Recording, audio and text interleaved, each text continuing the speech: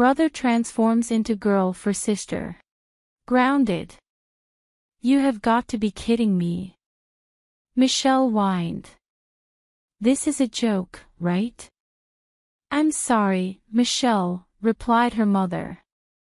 But this is not a joke to us. We have rules in this house, and your father and I expect them to be obeyed. Michelle's father stood at her mother's side, looking stern.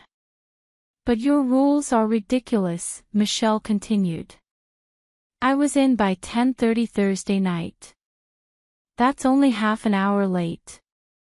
And it's not like I was out drinking or stealing cars.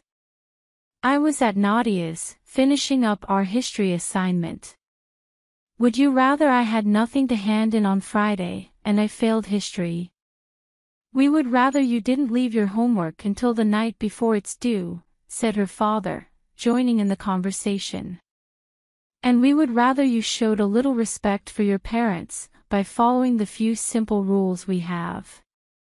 Rule number 1 is, home by 10 o'clock on a school night.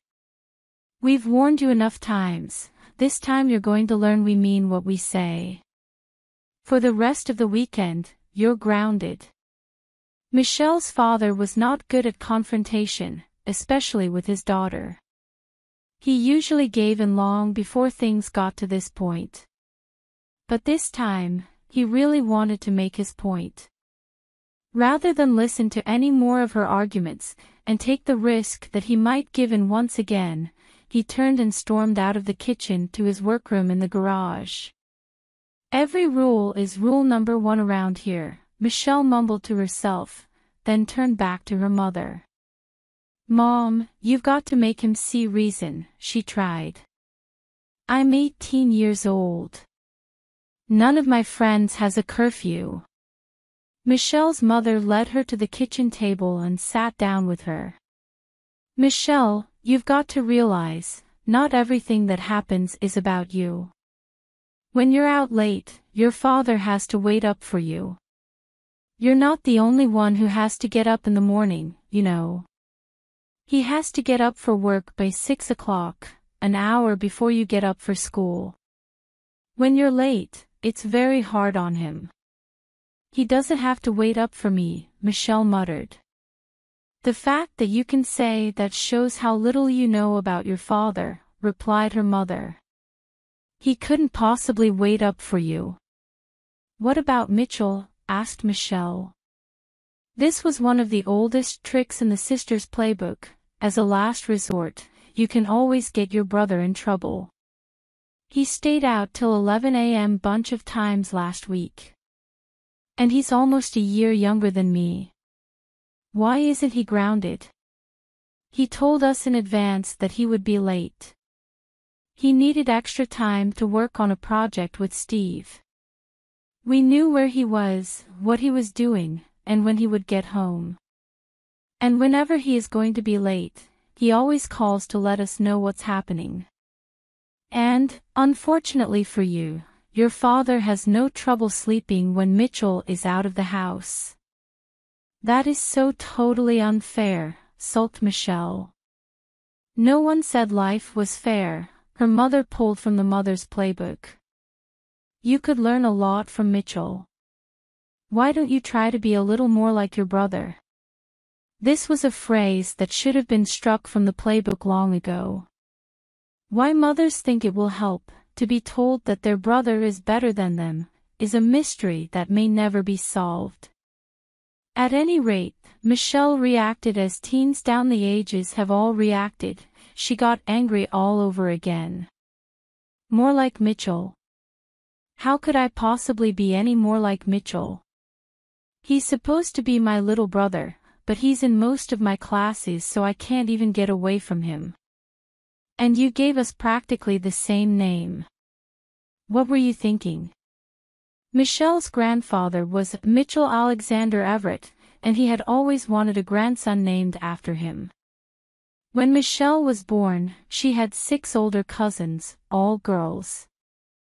It looked like the poor man might never have a grandson, and so when another granddaughter was born she was named Michelle Alexandra Everett.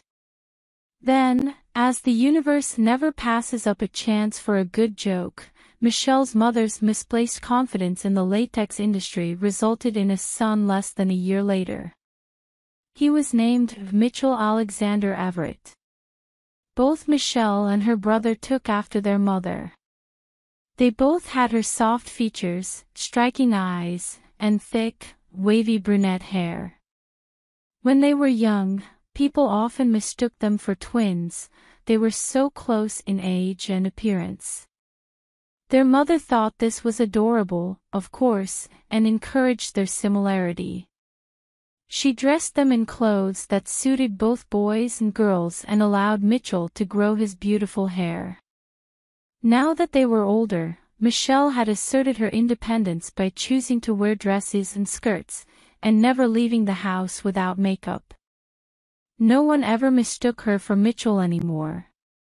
Mitchell, on the other hand, generally dressed in t-shirts and jeans, like any other male teenager. He still had his long hair, but it tended to be more unkempt than Michelle's. However, despite the differences, people still remarked on their similarities. This drove Michelle crazy. "I should be more like Mitchell," said Michelle with disdain. "You should be telling him to be less like me. At least tell him to get a haircut, so people stop mistaking him for me." "Oh, his beautiful hair," said her mother wistfully. "You're right, it's probably time to do something about it. Your father certainly has been after me to get it cut for a long time, and Mitchell really doesn't take proper care of it. I just don't think I'm ready." "Hello, Mom," said Michelle. "We're talking about me, remember? You can't possibly ground me tonight. I've got plans. I've been looking forward to tonight for weeks. You don't know what this means to me. Please, just talk to Daddy." "I don't see any reason to let you go out tonight," her mother replied seriously. "You've got to learn, you're not the only person in this house. Until you learn to be considerate of others and to understand your actions from other people's points of view, you're going to need rules and consequences to the rules. I'm sorry, but you're grounded for the weekend, little girl. I made promises to people. I can't back out now." Michelle tried. "Then you'll just have to break those promises, just like you broke your promise to your father and me," her mother replied. "But I suggest you call your friends and let them know your plans have changed. That would be the considerate thing to do." "So what am I supposed to do here all night?" Michelle asked. "Mitchell is staying home too. It would be fun to have a family night like we used to. We can get out a game to play." "Thanks, but I think I'd rather sit in my room," said Michelle as she stood to leave. "Suit yourself," said her mother to the empty room. "So, what ya got planned for tonight?" asked Steve. "Planned?" replied Mitchell. He pulled the phone so the cord would stretch to his bed, then lay back as he spoke. "Nothing planned. Probably play some video games." Mitchell didn't bother to ask what Steve would be doing. Steve had to spend every other Saturday night with his dad. Mitchell couldn't imagine spending that much time with his dad, but Steve didn't seem to complain much. "You're not going to play Weird Wars, are you?" asked Steve. "Probably," said Mitchell. "No, don't do it. You're already 2 levels ahead of me. And I don't want to skip any quests to keep up. Wait till we can both be online tomorrow night, okay?" "Yeah, sure, I guess I can do that. I don't know what else to do, though. Everything else is so lame. I just started a new quest. I'm supposed to rid a forest of these werewolf things, then Master Quan will tell me where I can find." "Hey, don't tell me!" Steve yelled into the phone.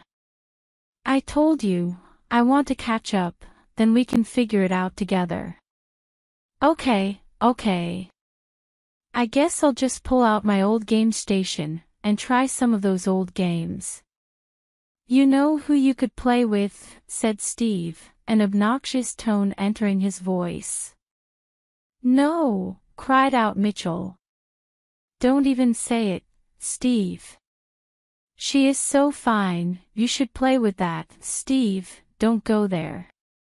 You know that's so sick, totally hot babe you live with. Dude, that's so gross. That's my sister you're talking about. I can't help myself, said Steve. Every time I think of her, I lose my mind. Well, be careful. You don't have much to start with. If she lived in my house, I'd be all over her, sister or not. Oh yes, she's so fine, I would be all over her like cream on smooth pudding. You are completely warped, dude.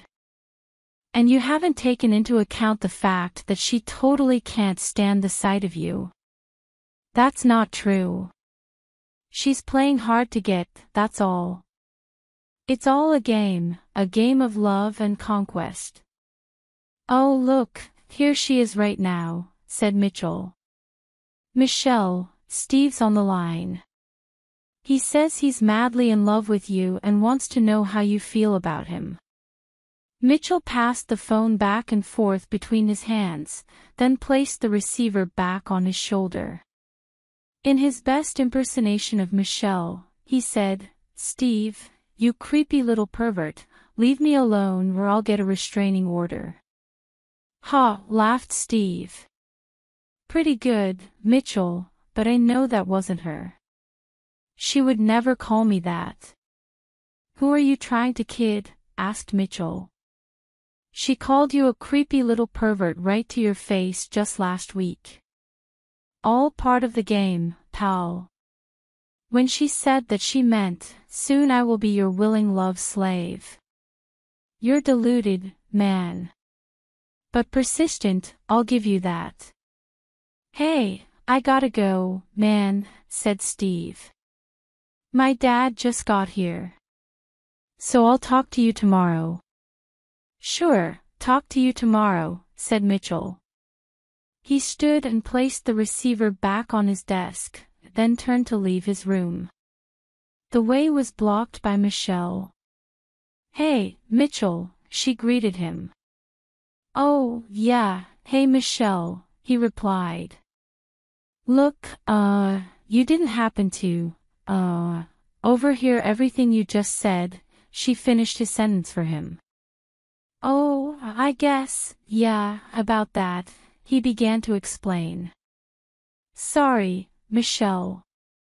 I know, it looks bad, but really, I wasn't making fun of you. It's just Steve, you know what he's like. Oh yes, said Michelle. Don't sweat it, little bro. I know exactly what Steve is like. What's more, I completely approve of the way you handled him. Anytime you want to borrow my personality in order to tell off that twisted little piece of monkey excrement, please go right ahead. Thanks, sis, laughed Mitchell. Monkey excrement, that's a good one. Mitchell made to step forward into the hallway, but Michelle held him back. Listen, she said, looking up and down the hallway to make sure they were alone. Michelle stepped into Mitchell's room quickly, shutting the door behind her. I need to ask you for a small favor. A small favor? Said Mitchell suspiciously. That's interesting. I don't think I can recall you ever asking for a small favor before. Outrageous, criminal, or the occasional simply huge favor, yes, but never before small. Well, trust me, this is small. Yes, I generally have to start by trusting you, Mitchell replied. Okay, but just so you know, if it turns out to be huge, you just don't have a lot of credit in your favor account. No credit? Cried out Michelle, forgetting not to raise her voice and momentarily distracted from her purpose. Who saved your bacon last month when you dented Dad's car? Are you saying that not ratting on me was a favor? I was the one who got it fixed, for free, before anyone found out. No, you didn't. I took it to Brian Brentwood. He hammered it out in the auto shop. Only because I agreed to go out with him. You wanted to go out with him. Trust me, I did not want to go out with Brian Brentwood.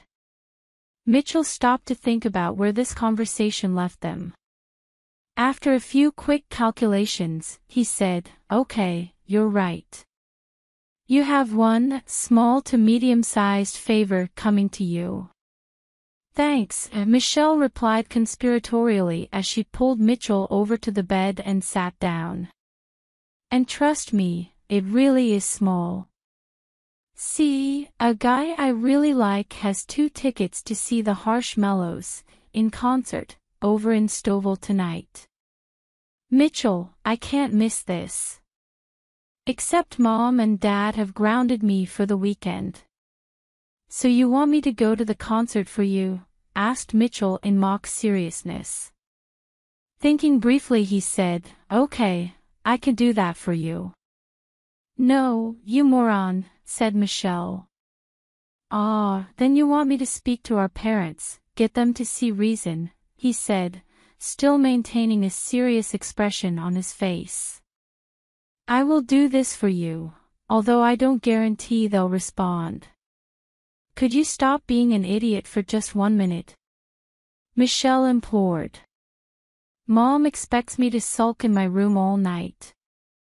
All I need you to do is help me sneak out of the house, then sit in my room after I leave." "Sit in your room and do what?" Mitchell wanted to know. "Sit in my room and do whatever," Michelle replied in exasperation. "I've got the same as you. TV, DVD, internet, video games. Just do whatever you plan to do in your own room." Michelle thought over what she had just said and was compelled to add, within reason. "This is not a small favor," said Mitchell. "What, asking you to play video games for a couple of hours?" replied Michelle. "Lie to our parents, assist in the escape of a detainee, be an accessory to breaking the rules." Mitchell listed off the crimes on his fingers. "Okay, so maybe it's small to medium. It's still covered. Plus, your room is pink. So, are you going to do it or not?" Michelle asked. "Yes," said Mitchell after a moment's thought, taking Michelle by surprise. "But this is huge, so in return, you owe me 1 medium favor, plus a future 3rd-round draft pick." "I don't even know what that means." "So we have a deal."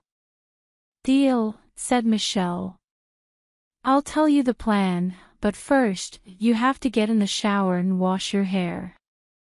"Wash my hair?" asked Mitchell. "If Mom or Dad get a look at that bird's nest on your head, they'll know it isn't me," explained Michelle. "Come on, we need to get moving."